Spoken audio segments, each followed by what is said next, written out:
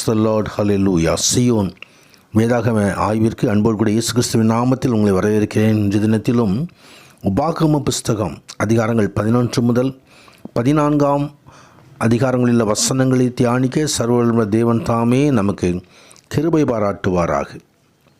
11ஆம் அதிகாரத்திலே, உன் தேவனாய் கர்த்தரிடத்தில் அன்பு கூர்ந்து அவருடைய பிரமாணங்களையும் அவருடைய கட்டளைகளையும் அவருடைய நியாயங்களையும் அவருடைய கற்பனைகளையும் எப்பொழுதும் கைக்கொள்வாயாக என்று சொல்லி, ஆண்டவராகிய தேவன் எப்படி அவருக்கு கீழ்ப்படிந்து நடக்க வேண்டும், எப்படி அவர் வசனங்களுக்கு கீழ்ப்படிய வேண்டும் என்பதை ஆண்டவர் இங்கே கற்றுத்தருகிற காரியத்தை குறித்து பார்க்கிறோம். கர்த்தருடைய பரிசுத்த மகிமை உண்டாவதாக. ஆண்டவரது வார்த்தைக்கு நாம் கீழ்ப்படிய வேண்டும். கீழ்ப்படியும் பொழுது ஆசீர்வாதங்கள் நம் மீது கடந்து வரும். உபாகமம் 28 அதிகாரத்தில் முதல் 14 வசனங்கள் கர்த்தருடைய வார்த்தைக்கு கீழ்ப்படியும்போது வருகிறதான ஆசீர்வாதங்கள். அதே போல் மற்ற 15 முதல் 68 வரைக்கும் தேவனுடைய வார்த்தை கீழ்ப்படியாமல் போகும்போது வருகிறதான சாபங்கள் ஆகியவற்றை ஆண்டவராகிய தேவன் சொல்லி எச்சரிக்கிறதை குறித்து பார்க்கிறோம். இங்கே இந்த அதிகாரத்திலும் 21வது வசனம், உங்கள் வீட்டு நிலைகளிலும் உங்கள் வாசல்களிலும் தேவனுடைய வசனத்தை எழுதும்படியாக, கர்த்தருடைய வார்த்தை எழுதும்படியாக ஆண்டவர் நமக்கு கற்பிக்கிறார். எப்பொழுதும் கர்த்தருடைய வார்த்தையை நாம் நினைவு கூற வேண்டும் என்பதை ஆண்டவர் இங்கே தெளிவாக்குகிறதை குறித்து பார்க்கிறோம். சர்வ வல்லவர் நம்மோடு இருப்பார். கர்த்தர் உங்களுக்கு முன்பாக அவர் நமக்கு எதிராக வருகின்ற எல்லா காரியங்களையும் துரத்தி விடுவார்.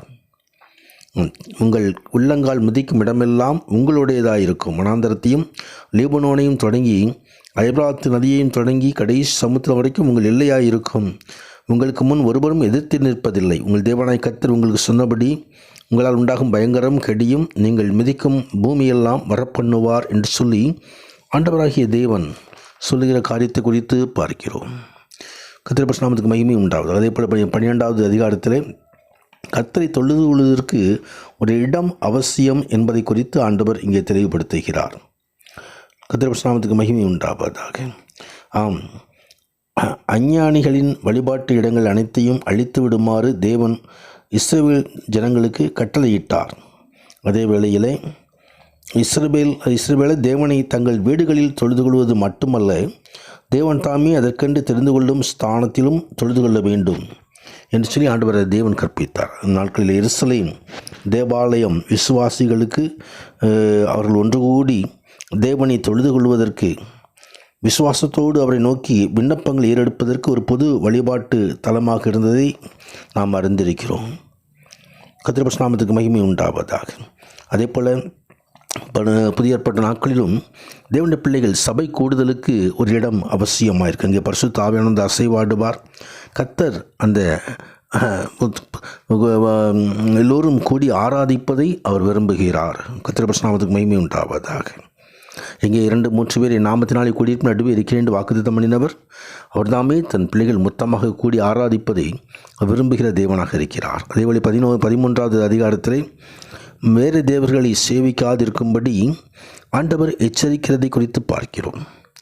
இந்த அடையாளம் அற்புதங்கள் நடந்தாலும் அவைகளை தேவனாய் கர்த்தர் செய்கிறாரா என்பதை நாம் அறிந்து உணர்ந்து கொள்ள வேண்டும். உங்கள் தேவனாய் கர்த்தரிடத்தில் நீங்கள் முழு இதயத்தோடும் முழு ஆத்மாவோடும் அன்பு கூற வேண்டும் என்று சொல்லி ஆண்டவர் இங்கே கற்பிக்கிறார். கர்த்தருடைய பரிசுத்த நாமத்துக்கு மகிமை உண்டாவதாக.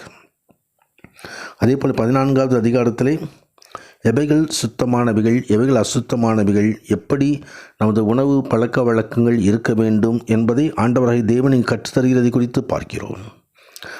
அதோடு கூட தசம பாகங்கள் எப்படி செலுத்த வேண்டும் என்பதை குறித்தும் ஆண்டவராகிய தேவன் கற்றுத்தருகிறதை குறித்து பார்க்கிறோம். கர்த்தருடைய பரிசுத்த நாமத்துக்கு மகிமை உண்டாவதாக. கர்த்தருடைய சமூகத்தில் நம் உணவு பழக்க வழக்கங்கள் நமது ஆண்டோடைய சமூகத்திலே பரிசுத்தத்தை கெடுத்து விடாதபடிக்கு கர்த்தருடைய பரிசுத்த நாமத்துக்கு மகிமை உண்டாவது. லேவியன் மதுபானங்களை குடிக்கக்கூடாது என்று சொல்லி கண்டிப்பான ஒரு கட்டளையை லேவியர் 10ஆம் அதிகாரம் 9வது வசனத்தில் தருகிறார். ஆசாரியர்கள் மதுபானத்தை குடிக்கக்கூடாது. ஆனால் திராட்சை ரசம் என்பது அது புளிப்பில்லாத ஒரு பல பானமாக இருக்கிறது. அதை ஜனங்கள் அதை பார்க்கலாம். அதனால் ஒரு இந்ததான ஆசீர்வாதத்தை பெற்றுக்கொள்ளலாம். அதே போல் நீதிமொழிகள் 23ஆம் அதிகாரம் 31வது வசனத்திலும் மதுபானம் குடிப்பதனால் ஏற்படுகின்றன தீமைகளை குறித்து வேதம் தெரிவிக்கிறது. நம்மை பரிசுத்தமாக காத்து கொள்ளும்படி நம்மை தேவனாய் கர்த்தர் நம்மை தமது சமூகத்தில் அவர் பரிசுத்த ஜனமாக நிலைநிறுத்த விரும்புகிறார்.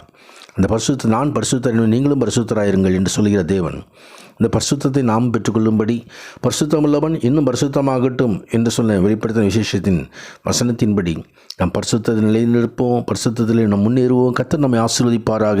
ஆமேன், ஆமேன்.